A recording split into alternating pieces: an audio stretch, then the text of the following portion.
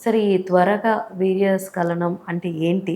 అసలు దాన్ని దానికి చికిత్సలాంటియేమన్నా ఉన్నాయా? అంటే వాట్ యూ విల్ సే? ఈ చాలామంది ఈ శీఘ్రస్ఖలన సమస్యతో బాధపడతా ఉంటారు. కానీ వాళ్ళు డాక్టర్ దగ్గరికి రావడానికి గానీ, చెప్పుకోవడానికి గానీ ఇబ్బంది పడతా ఉంటారు. హ్మ్.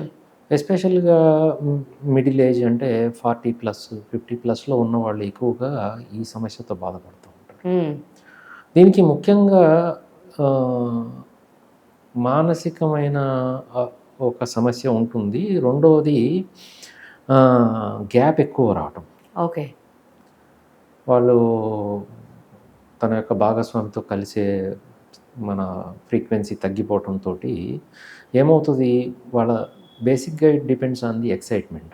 హ్మ్. The over excitement causes the premature ejaculation. Okay. త్వరగా శీఘ్రస్ఖలనం అయ్యే సమస్య ఉంటుంది. అయితే వీళ్ళల్లో మనకి ఒక ఆహార సమతుల్యత ఒకటి, అంటే బ్యాలెన్స్‌డ్ డైట్ ఒకటి, కొన్ని రకాలైన మనము నడుముకు సంబంధించిన పెల్విక్ ఫ్లోర్ మజిల్ ఎక్సర్సైజెస్ అంటాము వాటితోటి. తర్వాత ఈ వీటితోటి కాలేదు అన్నప్పుడు మనము వీళ్ళకి మందులు సజెస్ట్ చేస్తాం. మెడికేషన్స్ అయితే ఉంటాయి దానికి కూడా మనం. హ్మ్.